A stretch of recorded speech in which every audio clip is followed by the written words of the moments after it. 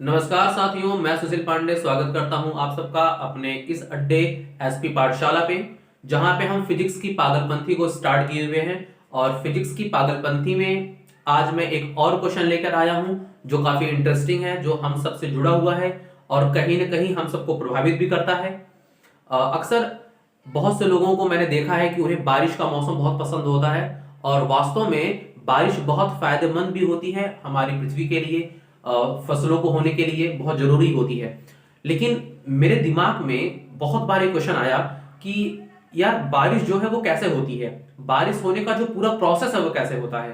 तो हम आज के लेक्चर में पूरी तरीके से सीखेंगे कि बिल्कुल स्टार्टिंग से कि बारिश का जो कॉन्सेप्ट है वो कैसे बना और फाइनल बारिश होने तक।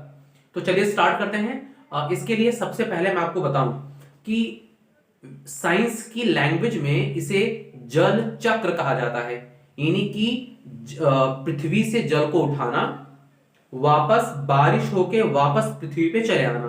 तो इस पूरे को जल चक्र कहा जाता है। लेकिन जल चक्र पूरा बनता कैसे है, हम आज के वीडियो में इसके बारे में पूरा डिटेल में समझेंगे। सबसे पहले मैं आपको यह बताऊं कि पृथ्वी की जो लोकेशन है, उस लोकेशन के हर पॉइंट पे जो टेम्परेचर है वो एक समान नहीं रहता। इसके बारे में मैंने अपने प्रीवियस वीडियो में अच्छे से बता रखा है। जिन लोगों ने इस वीडियो को नहीं देखा है, उस वीडियो का लिंक डिस्क्रिप्शन में है, आप जाके देख सकते हैं, जिससे आपको आज का लेक्चर बहुत आसानी से और अच्छे से समझ में आए। तो जो पृथ्वी है उसके हर पॉइंट पे जो टेम्परेचर है वो सेम नहीं रहता। तो होता यह है कि गर्मियों के समय में एक्चुअली जहां पे ज्यादा टेम्परेचर होता है, क्योंकि हम जानते हैं कि पृथ्वी के 75% हिस्से पे तो पानी है। सूर्य की जो एनर्जी है वो जब पृथ्वी पे पड़ती है तो जो पृथ्वी है वो गर्म हो जाती है। पृथ्वी के गर्म होने से जो पृथ्वी पे पानी है वो भी गर्म हो जाता है। एक्चुअली पानी इतना गर्म उड़ता है, हर जगह पे नहीं, जहां आप रहते होंगे आपको लगता होगा शायद वहां नहीं होता, लेकिन वहां पे भी कुछ ना कुछ हिस्सा हो रहा होता है। हमारे आसपास में जो नदी है, जो झरने हैं, जो तालाब है, जो समुद्र है, इन सभी जगहों से जो पानी है वो वाष्पीकृत होकर ऊपर उड़ता है तापमान की वजह से। जहां पे गर्मी पड़ी, गर्मी की वजह से जो पानी का तापमान है वो बढ़ा, नदी, झील, झरने, इन सब जगह के पानी का तापमान बढ़ा और वो पानी वेपराइज होके ऊपर उड़ता है। और क्योंकि ऊपर पूरी हवा है तो हवा में वो जो वाटर वेपर है वो मिल जाता है, वाटर वेपर मिल जाता है। और साथ में धीरे धीरे हवाएं नीचे से ऊपर जाने लगती हैं। कैसे जाती हैं मैं आपको पिछली वीडियो में समझा चुका हूं। जैसे जैसे हवाएं ऊपर जाती हैं, ऊपर जाने पे उनका तापमान लगातार गिर जाता है। धरती से जैसे जैसे हम ऊपर जाते हैं, ऐसा कहा जाता है कि लगभग 1000 फीट अगर आप ऊपर जा रहे हो तो जो टेम्परेचर है वो 2 डिग्री से गिर जाता है। तो जैसे जैसे जलवाष्प जो कि वायु में मिल चुका है वो जैसे जैसे ऊपर जाता है वहां पे टेम्परेचर डाउन हो जाता है। जब टेम्परेचर डाउन होता है तो वायु में जो जलवाष्प के कण होते हैं वो वापस से जल की बूंद में बदल जाते हैं। वायु में जलवाष्प के कण जल की बूंद में बदल जाते हैं और जल की बूंद में बदलने की वजह से हमें सफेद रंग का कुछ तैरता हुआ दिखाई देता है। सफेद रंग के तैरते हुए इस चीज को नॉर्मल बोलचाल की भाषा में बादल कहा जाता है। ये बादल अलग अलग ऊंचाई पे होते हैं और अलग अलग ऊंचाई पे होने से इनकी विशेषताएं भी अलग अलग होती हैं। अगर बादल की ऊंचाई 2000 मीटर से कम है तो ऐसे बादल अच्छी बारिश करते हैं। लेकिन अगर बादल की ऊंचाई 2000 से 6000 के बीच में है तो ये बादल हमें सूचना देते हैं कि मौसम कैसा रहने वाला है।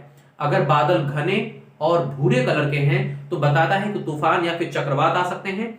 और अगर बादलों में से हल्की हल्की सूर्य की किरणें आती हुई हमें दिखाई दे रही हैं तो ऐसा माना जा सकता है कि कुछ हिस्सों पर बारिश होने वाली है। बहुत बार तो 2000 से 6000 की हाइट पे जो बादल होते हैं उनकी वजह से बारिश जो है वो धरती तक पहुंच ही नहीं पाती। और 6000 मीटर की ऊंचाई पे जो बादल होते हैं उन बादलों का कलर मोस्टली आपको सफेद कलर का दिखाई देता है। ऐसे बादल जब हमें दिखाई देते हैं तो ऐसा माना जाता है कि मौसम साफ सुथरा और स्वच्छ रहेगा।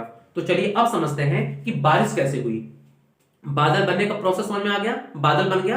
अब वो बादल हमारे वायुमंडल में तैरता रहता है। बादल में वायु के कण भी हैं और जल के कण भी हैं। जब बादल तैरता रहता है तो वायुमंडल की एयर और जो बादल तैर रहा है इनके बीच में लगातार फ्रिक्शन होता रहता है। फ्रिक्शन होने की वजह से बादलों पे आवेश आ जाते हैं। कुछ बादल ऐसे होते हैं जिन पे पॉजिटिव चार्ज यानी कि धन आवेश, वहीं कुछ बादल ऐसे होते हैं जिन पे नेगेटिव चार्ज यानी कि ऋण आवेश आ जाता है।